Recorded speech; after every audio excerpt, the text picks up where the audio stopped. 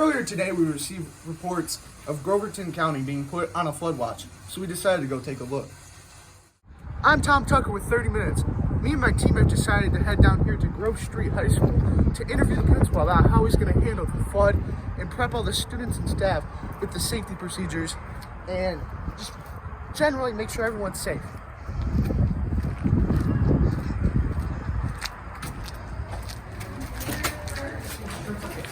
Nice to see.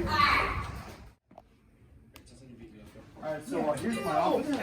This is your office? Yeah. Nice office. Yep. What's your name? Tom Tucker. Alright, Principal Logan. Whoa, is this a Coco Bolo? Yeah, nice desk. I actually got it for free. Really? Yeah, it was here when I got here. Nice. Nice. So I'm here to interview you, as you know, about the flood and your upcoming procedures and all that. Yeah, I'm pretty excited for this interview. Yeah. I decided to ask the principal, Mr. Principal Logan, to see if him and his staff were prepped well to handle the flood. So I'm here now interviewing Mr. Principal Logan about all the safety and how he's getting ready for all the upcoming flood. So, Mr. Logan, how have you been prepping your students and staff about what to do with this flood? Okay, so we've been having mandatory drills, like, every market period, and I've got, if in the case of a storm like this, we will have, nobody will be driving. No students will be driving here. They'll all ride the bus. And we'll have extra buses go out, if, all that stuff. We'll even have the MTA go out if we really have to. And like I said, we've been doing the drills and stuff like that. We've been having assemblies for it. And that's pretty much it. We're making sure that we're on top of things here. We've even contacted parents. They know what's going on. We're sending out mandatory emails, all that stuff like that. So we're pretty ready in the case of a flood like that, Okay, let's go over it.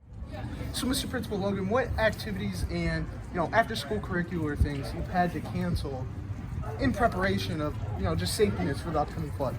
I've canceled all after-school activities for the next, 2 weeks. All right, we are done with, there will be no sports, no football, no nothing like that. No, even, drama club and anything. You won't be here after the bell rings. You're done.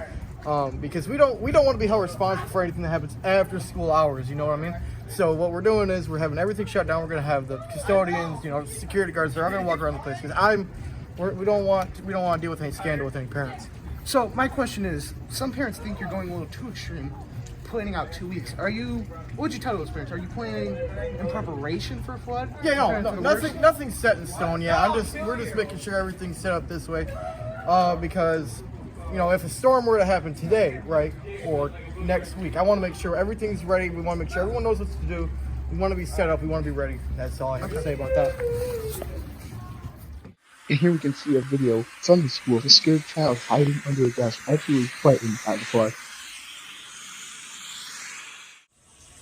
I'm here back at Grove Street High School where I'm interviewing Mr. Principal Logan about how he's handling the flood, since, as you can tell, the situation has gotten much worse. So, where are you putting all the children right now to make sure they're all safe?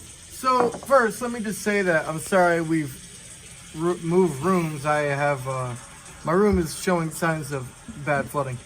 Anyways, these kids, we've moved them to the football field, all the sports fields, really, and put them in the cafeteria and the gym to make sure, because these are my most elevated rooms in the school. We're going to make sure these kids are safe. Yes. My other question would be, how are you keeping these students occupied so they're not just, causing more unneeded chaos?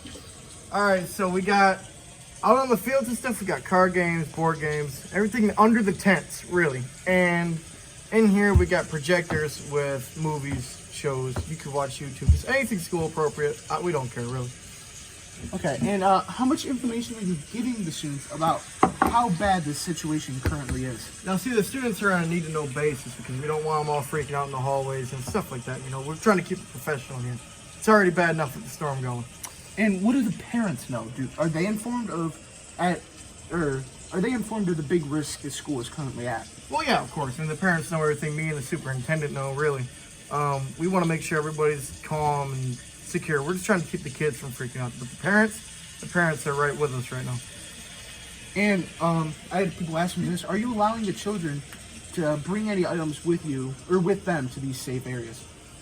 anything really, your phone, you want to grab your bag, anything that won't take up too much space. If it takes up a lot of space and some kid can't get his stuff in there, it's got to stay in the classroom, But the school's fine, we'll go back and we'll get it once the storm has passed.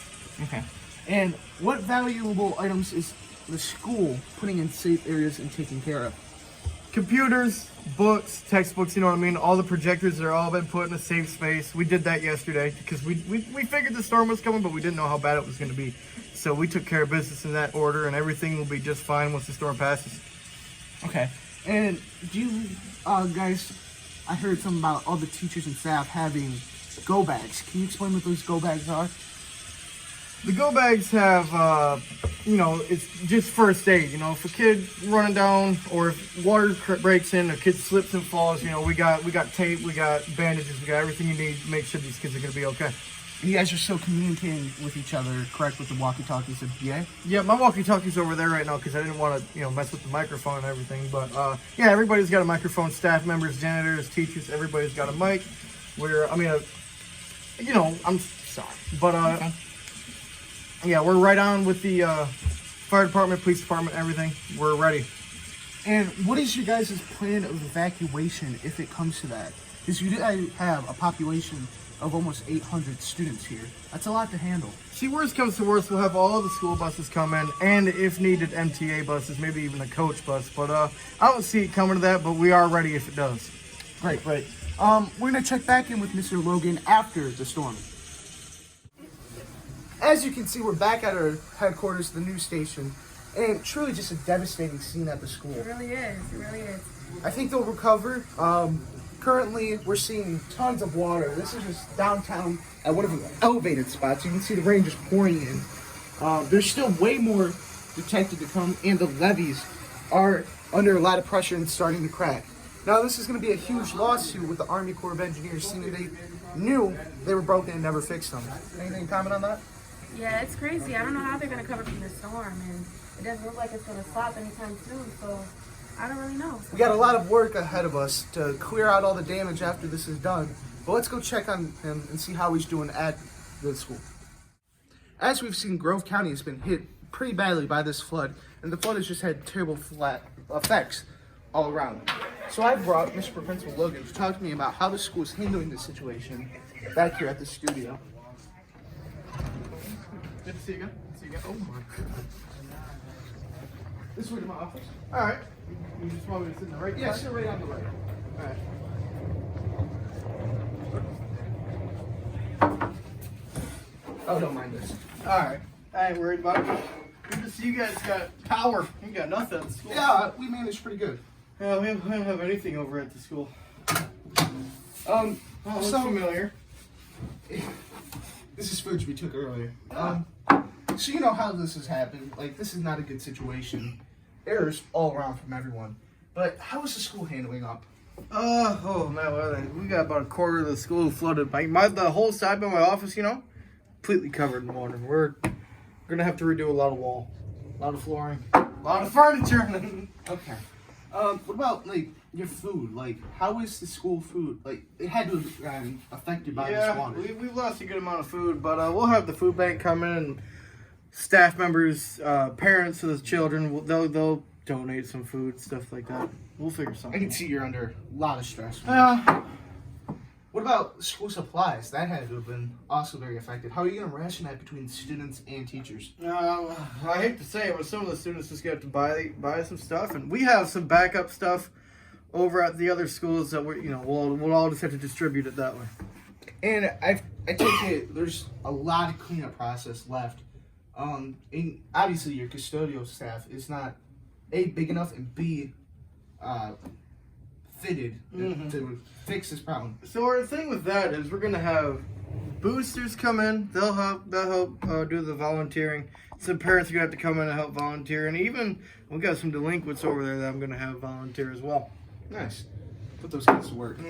How are you telling students and how are you telling parents and making sure they know that the school is safe to come back to? Okay, so when they come back, we're gonna have like an open house sort of thing. You know what I mean? Like the parents are gonna walk through. Everybody who wants to come can walk through the school, look at everything, look at the furniture. They can test it if they want. I don't care. We're trying to show these people that these kids are gonna be safe, and that we're ready for this. And this is greatly affecting your calendar. You're going to have to take a considerable amount of time. Yeah, we're that they're thinking gonna have to June. make up. We're thinking all of June. So roughly about 2 additional weeks of school. Yep. And we might even have to come back early in August. Depends on how long we get the mess cleaned up.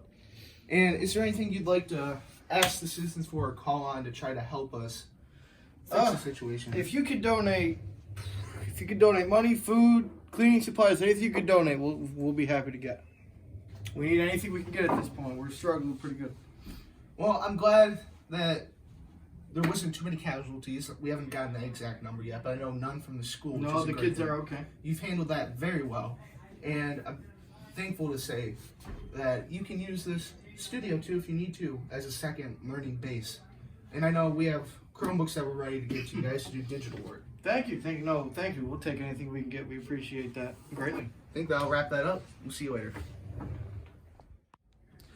As we've seen, the floods have had just decimating effects on the city and everything. Floods are never a good situation or a clean situation, and the real work comes after the flood of the cleanup process.